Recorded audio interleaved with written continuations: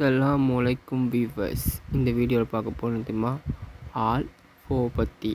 நாங்கள் ஆல்-3 எதில் முடிச்சிடணும் தெரியுமா, இந்த ரவியை இந்த கண்ணை தப்பாக நடக்க பார்க்குறதுக்கே நம்ம குமாரும் சேகரும் சேர்ந்து கண்ணனுக்கு போட்டு வெளுன்னு வெளுக்கிறாங்க.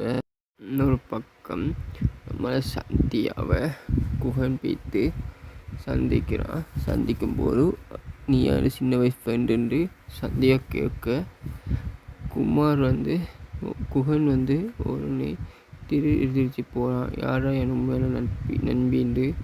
இன்னொரு பக்கம் சுரனும் சரானும் தட்டிப்பட்டு அவங்க கையில் இருக்கிற மோதிரத்தை பார்த்து கொண்டு அவங்க சின்ன வயசு ஃப்ரெண்டுன்னு தெரிஞ்சு கொள்கிறாங்க.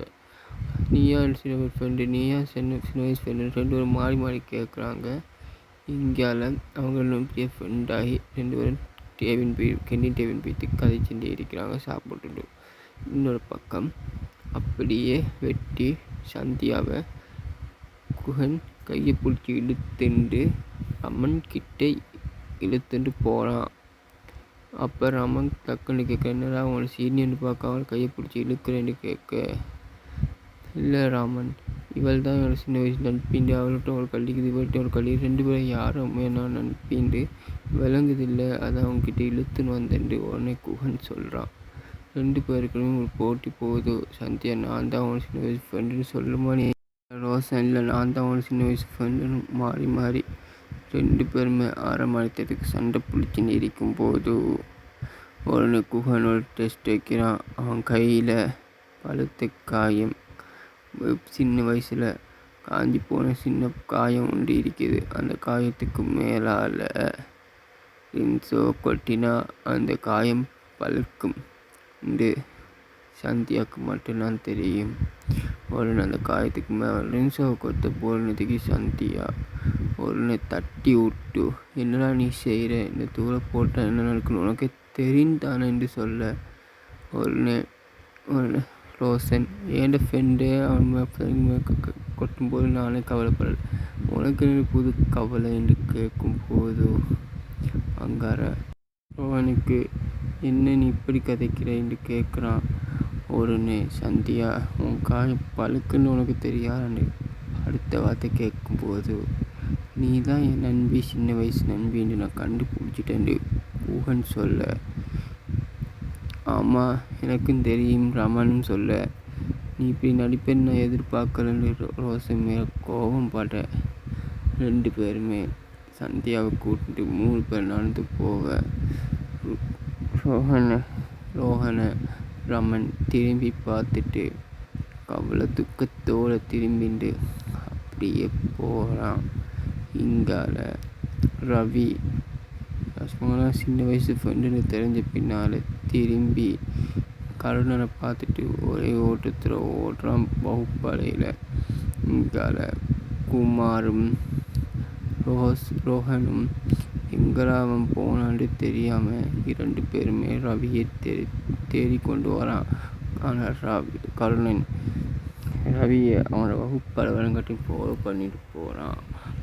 திரும்பி வகுப்பறைக்கு போயிருப்பானா என்று சந்தேகத்தில் குமார் திரும்பி அவனோட வகுப்பறைக்கு போகிறான். யார் ரவிர வகுப்பறைக்கு போகிறான். அதுக்கு பொருள் வாங்க சீனியர்ன்ட்டு ரவி எழும்பி மரியாதை கொடுக்க, நீ என்ன சீனியர் நிலையாயின்றே, நான் சின்ன வயசு ஃப்ரெண்டு உனக்கு தெரிந்தானே, அப்போ எதுக்கு இது செய்கிறோம், நான் அது வீட்டை இது இங்கேன்னு சொல்ல, இப்போ குமார் கேட்க, நீ சின்ன வயசில் நடந்து இந்த உஜாரில் உனக்கு இல்லாமல் போய்த்தா, நீ இப்படி இருக்கிற ஆள் இல்லையே, ஒருத்தருக்கு 5 பேரை வச்சு வெளுத்து போட்டுருவையே என்று கழிப்பான். அப்படின்னு குமார் உடனே ரவிட்ட கேட்க, ரவி இல்லை நான் எங்கள் அம்மாட்ட சத்தியம் பண்ணி கொடுத்துட்டேன், இனிமேல் நான் யாருக்கும் அடிக்க மாட்டேன் என்று, அதனால தான் நான் போராட்டம் மட்டும் போராடினேன், கையோங்கலை, அந்த சத்தியம் மட்டும் பண்ணலாட்டி கண்ணை உயிரோடையே எழுந்திக்க மாட்டான் என்று சொல்ல, ஆடையில் உருவின அத்தனை பேரையும் அப்பே அடித்து போட்டிருப்பேன், வானத்தை எழுந்து போட்டு இருந்திக்க மாட்டேன், அம்மா மேலே சத்தியம் பண்ணி கொடுத்த சத்தியம்னா என்னை எல்லாமே நிற்கிது, என்னை தடுத்து நிற்கிது, கடைசியில் அம்மனை கட்ட விளங்கட்டி நான் நின்றதுக்கு காரணமும் அது தாண்டி சொல்லவும் அண்ணே அதை ரோஹன் அதை கேட்டுட்டு உள்ளே வாரான். நண்பா என்னை மன்னிச்சிருண்டு. அப்போ ரவி கிட்ட அவங்க மன்னிப்பு கேட்க அவனும் எப்படி மன்னிப்பு கேட்க சொல்கிறேன், என்னை இப்படி அவமானப்படுத்தி போட்டுட்டு நண்பன் தெரிஞ்சு என்னை அவமானப்படுத்திட்டு அவனை இப்படி எத்தனை பேர் நீ அவமானப்படுத்திப்பேன் அப்படி இப்படின்ட்டு ரவி குறுக்கு கேள்வி கேட்க நிறுத்திக்கு உடனே ரோஹன் என்ன ஒன்று அம்பலம் கட்டி நிற்க வச்சு அம்பலம் கட்டி நின்று நீ மன்னிப்பு ஆண்டு கேட்க ரோஹன் உடனே அவன்கிட்ட கலசனை கரெக்டை பார்க்க உடனே ரவி அவனை கட்டி பிடிச்சி வேண்டாம் நண்பா, ஆனால் நீ எனக்காக ஒன்று செய்யணும், எல்லாரையும் நீ பிளாக்மெயில் பண்ணுறத நீ பாட்டணும்னு சொல்ல அவனும் ரவி கேட்குறதோட ஒன்று சொல்லிக்கிறாம சரின்ட்டு ரவிக்கு வாக்குமூலமும் கொடுக்க அதுக்கு பிறகுதான் குஹனும் அங்கே சத்தியாவையும் காட்டுறாங்க. அவன் 2 பேரும் கதைச்சுட்டு என்ன இவள் இப்படி பண்ணிட்டாலும் நம்ம ஃப்ரெண்ட்ஸ் விஷயத்தில் விளையாடிட்டாளு இது அவளை முளைச்சி பார்க்க இங்கால ராவன் அவரை ரோஷனை சோகத்தோடு பார்க்க ரோஷன் உடனே ரமணின் அப்பாவுக்கு கால் பண்ணி காலேஜுக்கு வர சொல்கிறா. அதோட அவங்க உடனே வாரன்னு சொல்லி வாகனத்தை எடுத்துட்டு காலேஜ் பக்கம் வந்துட்டு இருக்கிறாங்க.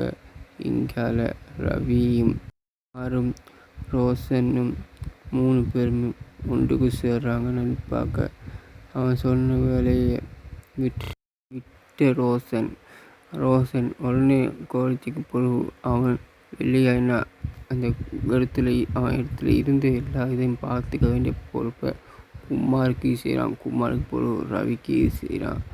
அந்த இதெல்லாம் காலேஜுக்கு பரம்பரையாக இனி நடக்க போகுது.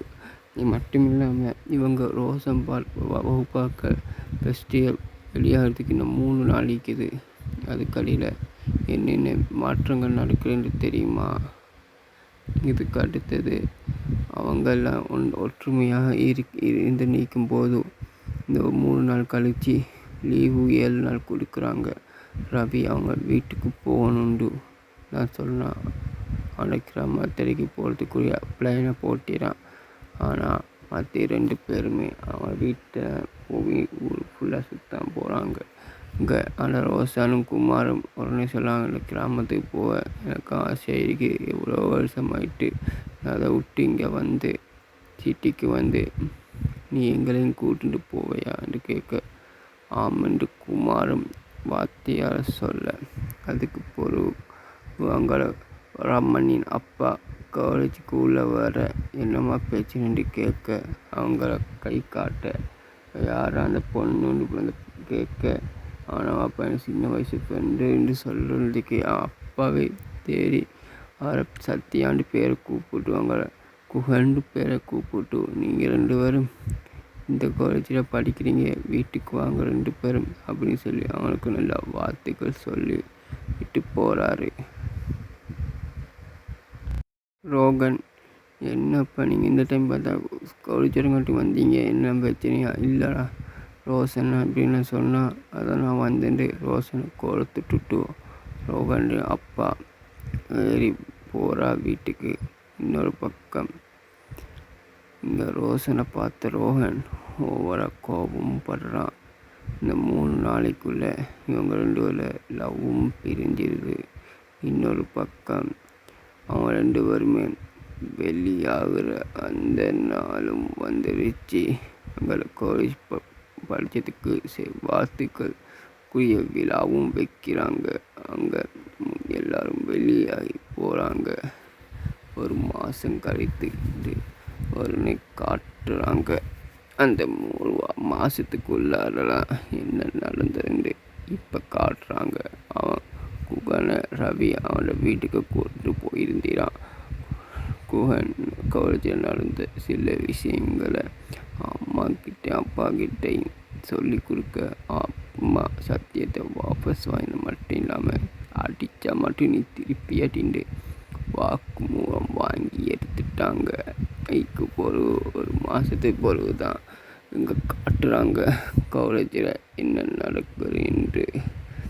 நம்ம அண்ணன் டீச்சராக இங்கே இது செய்கிறான். அதுக்கு பிறகு ரோஹனும் இங்கே டீச்சராக இங்கே செய்கிறாங்க. இவங்கெல்லாம் இந்த காலேஜில் படிக்கிறாங்க. இப்போ ஃபஸ்ட் இயர் இதில் குமார் வகுப்பு நிற்கிது. அவங்கள வகுப்பில் இன்னொரு இது நடக்குது. என்னன்னு தெரியுமா? பிரியாண்டு சீதைன்னு சொல்லி ஒரு பொண்ணு உள்ளுக்கு வாரா. அவள் தான் ஃபஸ்ட் ஹீரோனி இந்த படத்தில். செகண்ட் ஹீரோனி சீதையில் தங்கச்சி. அவள் ரவியில் கிளாஸ்மேட்டு படிக்கிறாள். ஆனால் அதில் ஹீரோ ரவி தான். ஆனால் ரவி ஹீரோக்கு சீதாவின் தங்கச்சி தான் லவ் பண்ணுறாங்க.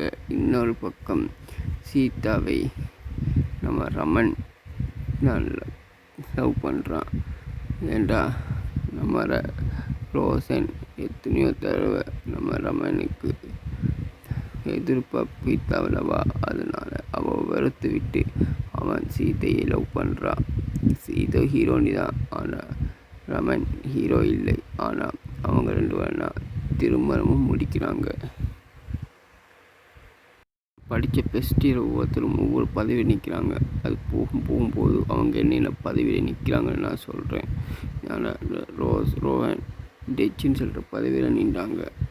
அவ சீதாவை திருமணம் முடிக்கவும் அதே நாளில் ரோஹனும் தற்கொலை செய்து கொள்கிறா. துரோகி அதை பார்த்த பிரியாவுக்கு தாங்கலாமல் அந்த பழிகளை ஃபுல்லாக ரமன் மேல் பழி போட்டு ரமனை போலீஸில் கம்ப்ளைண்ட் பண்ணி சிலையில் அடைத்து வைத்து கேட்கிறார். இவன் இங்கே சீதை இங்கே காலேஜ் படிச்சுன்னு இருந்தாலும் ஆனால் புருஷன் ஜெயிலுக்குள்ளே இருக்கிறேன் கவலையோடு இருக்கிறான். அதோட தொடர்ந்து போடுறாங்க. இப்போது என்ன நடக்குதுன்னு இன்னொரு வீடியோ நான் சொல்கிறேன். அஸ்ஸலாமு அலைக்கும். நான் உங்கள் ஃபர்ஸ்ட் லவ்.